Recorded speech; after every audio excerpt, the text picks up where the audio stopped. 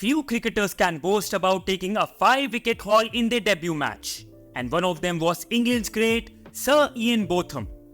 Beefy, as he is famously called, was an aggressive fast medium bowler who had the ability to swing the ball through the air and also was capable of scoring runs quickly against any attack. He could drive and hook the ball with tremendous power, and his expertly safe pair of hands, as he stood at slip, completed his aura as the ultimate all-rounder. So, in this video, we'll explore just how good Ian Botham was and why he's considered a cricketing legend. A swashbuckling all-rounder, he was a rare breed, a genuine match winner with both bat and ball. He's arguably the most inspirational figure produced by English cricket in the post-war years. In his early days, Botham had a wide range of sporting interests outside cricket. He was a talented footballer at school and had to choose between cricket and football as a career. He chose cricket due to his father's advice, as he believed he was a better cricketer. But even so, he played professional football for a few seasons and made 11 appearances in the Football League for Scunthorpe United. He was the youngest kid in the school cricket team, and playing against the older boys forced Botham to learn to hit the ball hard and improve his standards, which proved to be a major event in his career. Throughout his career, Botham blossomed on the big stage, and proof of that came early in his Test career, which began in truly spectacular fashion. After just 4 Test matches, he had 3 5-wicket hauls, one in each of his first 2 Tests against Australia. After 11 Tests, he had an incredible 8 fifers, a 10-for, and 3 hundreds. In addition to it, in just his 19th Test, he reached the milestone of 100 Test wickets. 2 years later, after 41 Tests, he became the 3rd fastest to 200 wickets. It was an outstanding start to his Test career, and within a year of his debut, he had taken over as the best all-rounder in England and was rated among the best in the world. I have hardly seen any cricketer creating such an impact in such short period of time. India were clearly his favourite opposition during this period. He dominated with both bat and ball in the 1979 series at home, scoring 244 runs and taking 20 wickets in 3 Tests. And actually, in a Test match against India in 1980, he became the first player in Test history to score a century and take 10 wickets in the same match. Ian Botham was a true all-rounder, could do damage with both bat and ball. As a batsman, Botham was often wrongly labelled by the press as a big hitter. But while it is true that his strength enabled him to drive a ball for 6 and his courage to hook one for 6, Botham actually had a very correct batting style, as he stood side-on and played straight, which led to wisdom praising his straight hitting and square cutting. Botham might not have been good enough to retain a regular spot in the team as a specialist batsman, but as a bowler, he was no less than a nightmare for the batsman. Ian Botham mastered the art of change of pace, the outswinger, and the lethal fast in-swinging yorker. These were all formidable parts of his collection, which eventually enabled him to break the World Test wicket record.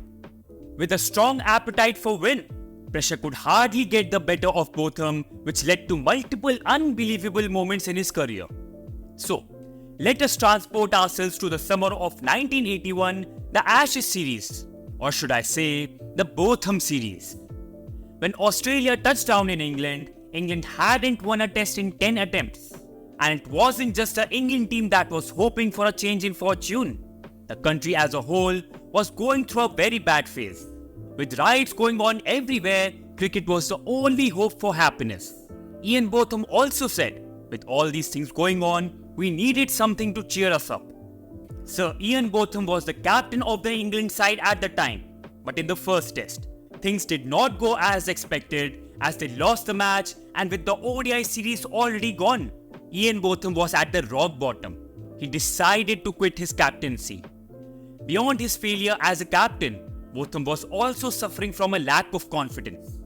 After a below-average display at Lord's, Botham was given cold treatment by his teammates, while the media lambasted him for not leading by example. However, on July 20th, 1981, the gods had decided to remove every shade of doubt from Botham. As the batter went on a rampage, never seen before. As you all know, the English media is infamous for the savage methods of trolling the home side. The best example of this was the odds of 500 to 1 England win displayed on the electronic scoreboard. The Australians were convinced that they had England by the neck, but Botham decided that today it's his day. Botham's bat sang a symphony of defiance as he scored an unforgettable 149 not out of just 148 balls, which had a whopping 27 boundaries. Terry Alderman, former Australian player, said, "Every ball that Beefy hit went for a 6 or went for 4 or flew over fieldsman's head. So it was like a runaway train at the end." England ended their second innings on 356 to hand Australia a target of 130, which seemed achievable at the time. However, Bob Willis 8 for 43 in the second innings dismantled the Australian batting order and England won the match to level the series 1-1. Such was the impact of man of the match Botham's innings that England went on to win the series 3-1. Botham would get 5 wickets at Edgbaston, 6 at the Oval, and score another century to end the 1981 Ashes with 399 runs and 34 wickets, and consequently be named man of the series. So basically in 2 months, he went from an underachieving captain to an international superstar. The unforgettable crescendo of the 1981 Ashes series, with its Headingley heroics and Edgbaston spectacle, etched his name in cricketing folklore. Sir Ian Botham's Test career spanned 16 seasons and he played in 102 matches. He scored 5,200 runs at an average of 33.54 with a highest score of 208 with 14 centuries. He took 383 wickets at an average of 28.40 with a best return of 8 for 34 and achieved 10 wickets in a match 4 times. Botham held the record for the greatest number of test wickets from 21st August 1986 to 12th November 1988. He also took 120 catches. Beefy played 116 one-day internationals for his country, scoring 2,113 runs and taking 145 wickets. Some of Botham's greatest test match feats came against his Ashes rivals, which is demonstrated by the fact that half of his 12 Man of the Match awards came against him. In 36 tests, Botham took 148 wickets, which remains the highest by any bowler against Australia. So, how good was Sir Ian Botham? To encapsulate his greatness in mere statistics is an injustice to the symphony he conducted on the field. Ian Botham was a cricketing maestro, a conductor of a dramatic opera that captivated audiences and left an enduring legacy. His story reminds us that in the realm of sports, it's not just about the numbers, it's about the narratives, the moments, and the everlasting impact on the sport we love. Sir Ian Botham, a true legend who redefined greatness. So guys, that's it for today's video, and if you love all-rounders like Ian Botham, why not check out the video on Lance Klusener, another great all-rounder. And like always, don't forget to like, share and subscribe to my channel for more videos like this. Until next time, keep watching this beautiful game. See you soon.